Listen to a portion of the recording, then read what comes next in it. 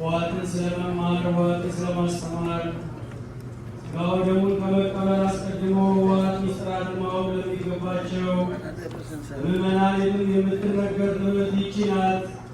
ትምህርተ ሕዋትንስ እንዲህ አድርጋ አስተምር። ቅድመ ዓለም የነበረው ዓለምን አሳልፎ ለዘላለም የሚኖረው በኩነተ ሥጋ የመጣው ዳግመኛ ይህን ዓለም ለማሳለፍ የሚመጣው የታመመው የሞተው የተቀበረው የተነሳው አብ የተገለጠው የተመሰገነው ጻር ሞትን ያጠፋው ከሙታን ተለይቶ የተነሳው ነው። በመንፈስ ቅዱስ ሕይወትነት የአዳምን ባህሪ ያከበረው የባህሪ አምላክ ያደረገው እርሱ ነው። ማቲ ሥጋን የተዋህደው ያስነሳው ወደ ሰማይ ያሳረገው ሞትን በሥጋ ድል የነሳው 5500 ዘመን ነግሶ ሰልጥኖ የነበረ ዲያብሎስን ያጠፋው እርሱ ነው። ኃይሉ የሚገለጥበት ኃጢአትን ፍዳን አጥፍቶ ቁራኝነትን አጠፋ።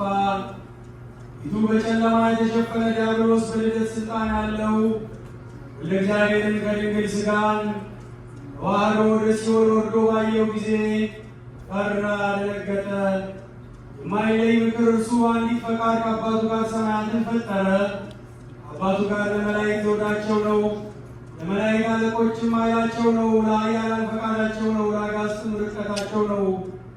ዘላለም ጸንታ የምትኖር መንግሥት ያለችው እርሱ ነው። ለቅዱሳንም ርዕስ ነው። የማይመረመር የአብ ሕሊናው እርሱ ነው። የአብ ጥበቡ እርሱ ነው። የአብ ኃይሉ እርሱ ነው። ቀኝ እጁ እርሱ ነው።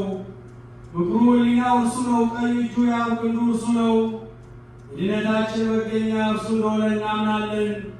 የሚሰወር የሚረዳ ዋጋ የሚሰጥ መምህር የሚከራከርልን እርሱ ነው።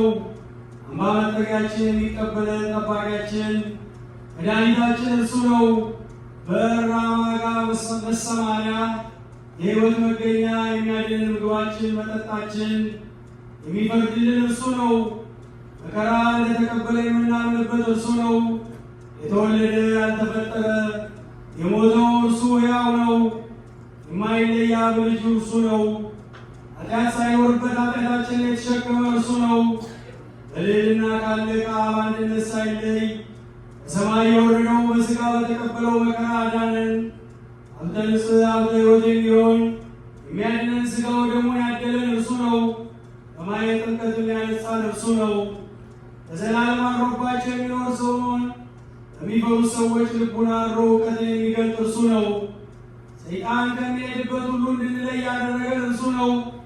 ነፋሳትን ከኃጢአት የሚለይ የሚያነጻ እርሱ ነው። ሁላችን የምናምንበት እርሱ ከዘመናት ሁሉ በፊት የነበረ አምላክ ነው። እርሱ ቅድመ ዓለም ከነበረ አብ ጋር ለዘላለም ጸንቶ የሚኖር ነው። እርሱ ከምትናደድ ሕሊና የተነሳ ስህተት ባመጣው መባከንና አእምሮ በማጣት ዓለም በፍዳ ተይዞ ሲጎዳ ባየው ጊዜ ባሕርየ ሰብን ሊያድነን ወዶ በሰማይ ካሉ መላእክት ተሰውሮ በድንግል ማኅፀን ተወሰነ። ወደ እርሱ አቀረበን። ክፉ ሕሊናችን ሁሉ አራቀ። አጋንንትን እንዳያውቁ አደረጋቸው። የማይመረመር የማይለወጥ አካላዊ ቃል የሚለወጥ ሥጋን ተዋሃደ። መለወጥ ይስማማው የነበረ ሥጋን የማይለወጥ አደረገው። ስለዚህ በተዋህዶ ማቲ አዳም ሥጋ ተገለጠ። የማይለወጥ ባህሪ ያለው ቃል የሚለወጥ ባህሪ ባለው ሥጋ ሞት በፍዳ የተያዙትን በወንጌሉ አዳናቸው። እውነተኛ ትእዛዙን ሰጣቸው። ይኸውም የጌትነቱን ነገር የሚናገር የወንጌል ቃል ነው።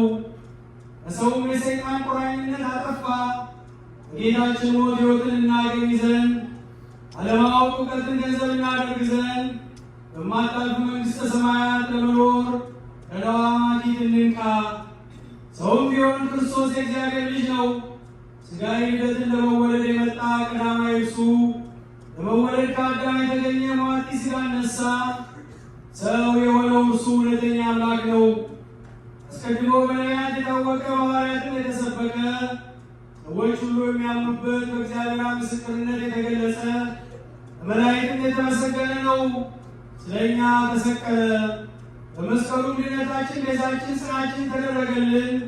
ይኸውም ከእግዚአብሔር የማትርቅ መች የማትለይ ሁልጊዜ የማትመጠን የቸርነቱ ብዛት በመናገር የማይፈጸም ደስታ ያለበት ረቂቅ ሚስጥር ነው። እነዚህ በላይ በታች ነው በተስማሙ ከናፍር እሷን ጠንቅቆ መናገር አይቻልም። ምዕመናን መርምረው የማይደርሱበት ረቂቅ ሚስጥር ነው። ግን ምንም የማይመረመር ቢሆንም እነርሱ ያውቁታል። እናመሰግነው ዘንድ የምንመካበት መስቀሌ ነው። እርሱ የምናምን ከተነገረው ሁሉ ፍጹማን የምንሆን እኛ ምዕመናን ከምትገለጥ ሕሊናችን ሁሉ ሰውነታችን እንለይ። እውነት እንደሌለች እናድርጋት። እዚህም በበጎ ሕሊና ጽኑዓን እንሆናለን። ሰውነታችሁን ከኃላፊው ግብር ሁሉ ለዩ። አፋዊ ጆሮአችሁን ከመስማት አፋዊ ዓይናችሁን ከማየት ከልክሉ።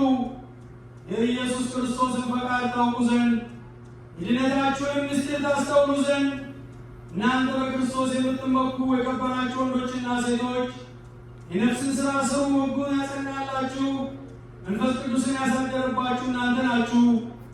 ሰው ሆኖ መከራ ከተቀበለ በኋላ ወደ ሲኦል ወርዶ የሙታን ነፍስ ለሕይወት የማረከ እርሱ ነው። ይኸውም ጌታ ወደ እርሱ ሲወርድ ያየው ሞት ደነገጠ፣ ሳተው፣ ቁራኝነትን ያስለመደበትንም አስመሰለው። ገንዘቡ የሚሆን ብርሃነ መለኮቱን ባየ ጊዜ በስልጣኔ ተይዞ የነበረ ሥጋን ተዋህዶ በእኔ ዘንድ ያለ ድል የነሳኝ ይህ ማን ነው ብሎ በታላቅ ኃይል ጮኸ። ሥጋን ከብልቱ ያደሰው ከመለወጥ አድሮ የተዋህደው ይህ ማን ነው? ያለመለወጥ የተወለደ ሕማም ሞትን ገንዘብ ያደረገ ይህ ማን ነው? እርሱ ግን አይለወጥም። ብራይ ሥጋን የተዋሃደ ይህ ማን ነው? እርሱ ግን ሰማያዊ ነው። ከሕጌ ከኃጢአት የተለየ ይህ ማን ነው? እኔ ዘንድ የነበሩ አሕዛብን ከወገኖቹ ለይቶ የሚማርካቸው ይህ ማን ነው?